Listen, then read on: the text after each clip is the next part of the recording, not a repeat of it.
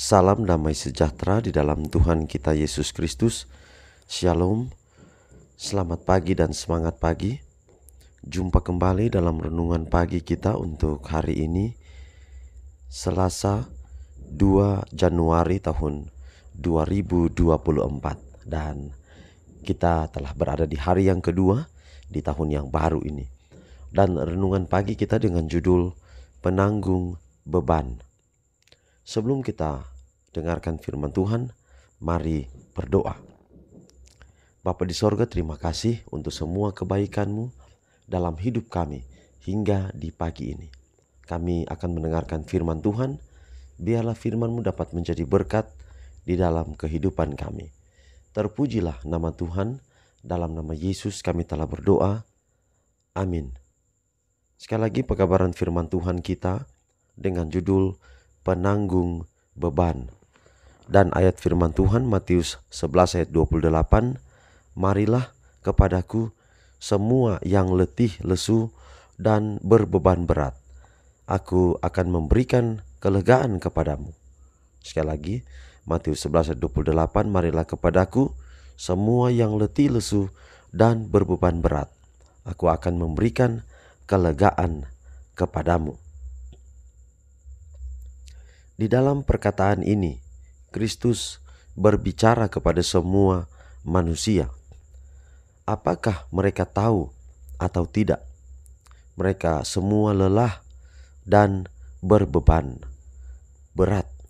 Semua menanggung beban berat yang hanya Kristuslah yang dapat menanggalkannya.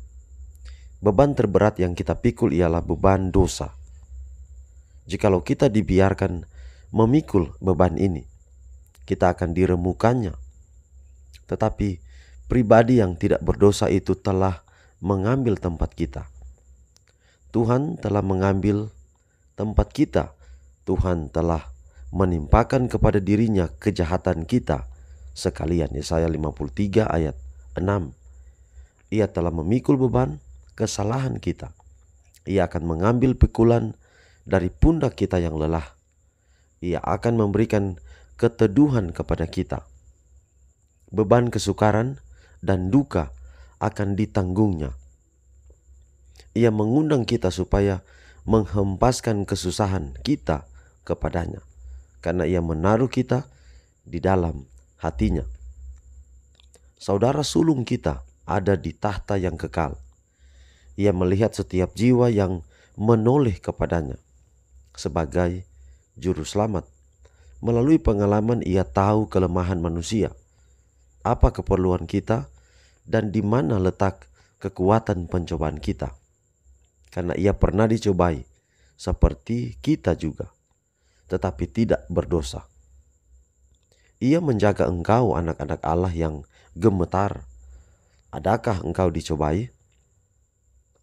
Ia akan melepaskan. Adakah engkau lemah? Ia akan memberi kekuatan. Adakah engkau kurang pengetahuan? Ia akan memberi pengetahuan. Adakah engkau terluka? Ia akan menyembuhkan. Tuhan menentukan jumlah bintang-bintang dan menyembuhkan orang-orang yang patah hati dan membalut luka-luka mereka. Marilah kepadaku, itulah undangannya.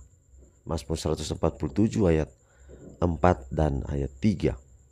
Apapun kecemasan dan pencobaanmu, paparkanlah segala perkara kepada Allah.